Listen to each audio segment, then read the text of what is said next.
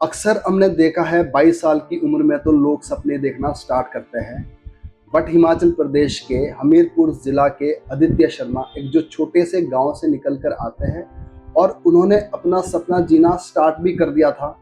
नवंबर 2025 में maritime services join किया।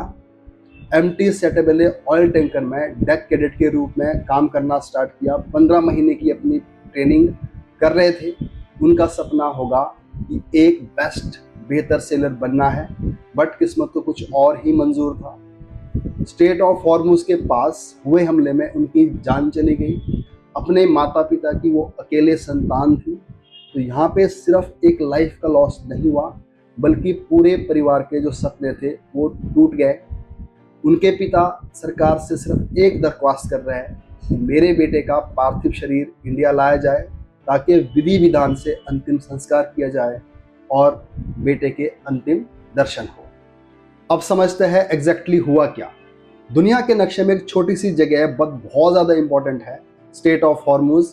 यहाँ से वर्ल्ड का 21% ऑयल ट्रांसपोर्ट होता है। अगर ये बंद हो जाती है, ब्लॉक हो जाती है, तो यहाँ जितनी भी कंट्री है oil producing, Iran, Iraq, Saudi Arabia और भी, तो उनका जो ऑयल है वो बाहर जाना मुश्किल हो जाता है। इससे पूरी दुनिया में असर पड़ता है। आज एग्जैक्ट वही सिचुएशन बनी हुई है ईरान और यूएसए की वजह से। अमेरिका ने ईरान के ऊपर ऑयल ब्लॉकेड लगा रखा है। इसका मतलब है ईरान का ऑयल कोई भी कंट्री नहीं खरीदेगा। जो ये ब्लॉकेड है ये यूएनओ द्वारा अप्रूव नहीं है, किसी इंटरनेशनल कोर्ट ने नहीं बोला है, बल्कि ये यूएसए का अपना यूनिलेटरल डिसीजन है।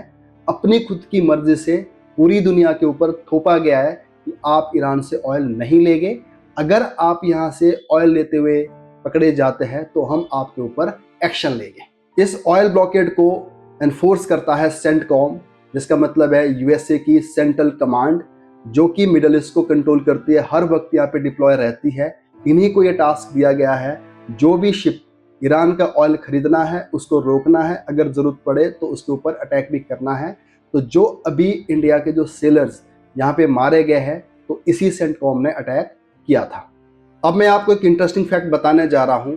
एमटी सेटेबलो पलाव फ्लैग्ड टैंकर था। इसका मतलब ये हुआ, ये जो टैंकर है पैसिफिक ओशन में, पलाव एक छोटा सा आइलैंड कंट्री है, वहाँ ये रजिस्टर था। अब आपको एक बात की हैरानी होगी, ऐसा क्यों होता है इतने छोटे आइलैंड में जहाँ की पॉपुलेशन सिर्फ 18,000 है, हज़ारों टैंकर्स या शिप रजिस्टर होते हैं। इसके पीछे वजह है वहाँ के जो रूल्स है वो नॉर्मल है, टैक्स कम लगता है। इसको फ्लैग कन्वीनियंस भी कहते हैं, जिसका मतलब है शिप कहीं और का और रजिस्टर कहीं और देश में। 10 जून को एमटी सेटेबेलो गल्फ ऑफ ओमान में था। यूएसए की सेंटकॉम ने इसको टारगेट करने के लिए एनफोर्समेंट एक्शन का सहारा लिया, जिसका डिप्लोमेटिक मीनिंग होता है एयरफोर्स स्ट्राइक करना। इसमें पूरे क्रू के अंदर 28 लोग थे, जिसमें से 21 को ओमान की नेवी ने बचा लिया था और 3 लोग इसमें मारे गए थे। उन्हीं में से आदित्य शर्मा भी एक थे। अब नेक्स्ट बात आती है, इसके ऊपर इंडिया ने क्या एक्शन लिया। इंडिया की मिनिस्ट्री ऑफ एक्सटर्नल अफेयर ने चार्ज डी ऑफिसर को समन किया, जिसका मतलब होता है एम्बेसडर अगर अपने ऑफिस में नहीं है, उसके सेकंड नंबर वाला जो ऑफिसर है उसको बुलाया जाता है। इंडिया ने उसको बुला के जो समन किया है उसमें साफ साफ कहा है इस तरह की एक्टिविटी आगे नहीं चलेगी। आप जो सिविलियन शिप्स होते हैं उन पर अटैक नहीं कर सकते, आपको डिप्लोमेटिक टॉक पर आना पड़ेगा। लेकिन देश में डिबेट चली है, क्या एक समन करने से इतने बड़े नुकसान की भरपाई हो पाएगी। इसके साथ साथ एक बात ये भी समझनी पड़ेगी, इंडिया अपना 85% जो ऑयल है वो बाहर से इंपोर्ट करता है, जिसका बहुत बड़ा जो हिस्सा है वो स्टेट ऑफ हॉर्मुज से आता है।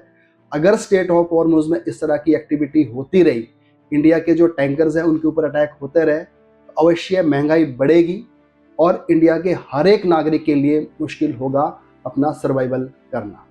तो अंत में मैं यही कहूँगा, स्टेट ऑफ हॉर्मुज के साथ हिंदुस्तान के बहुत सारे इकोनॉमिक एस्पेक्ट जुड़े हुए हैं। इंडियन गवर्नमेंट को इसके ऊपर स्ट्रॉन्ग एक्शन लेने की ज़रूरत है। आज दर्द इसलिए भी गहरा है क्योंकि इसमें अपनों की जान गई है। मेरी तरफ से आदित्य शर्मा को भावपूर्ण श्रद्धांजलि और उम्मीद करते हैं उनकी जो बॉडी है, पार्थिव शरीर है, वो जल्दी से उनके माँ बाप तक पहुँचे ताकि वो अंतिम दर्शन कर पाए। धन्यवाद।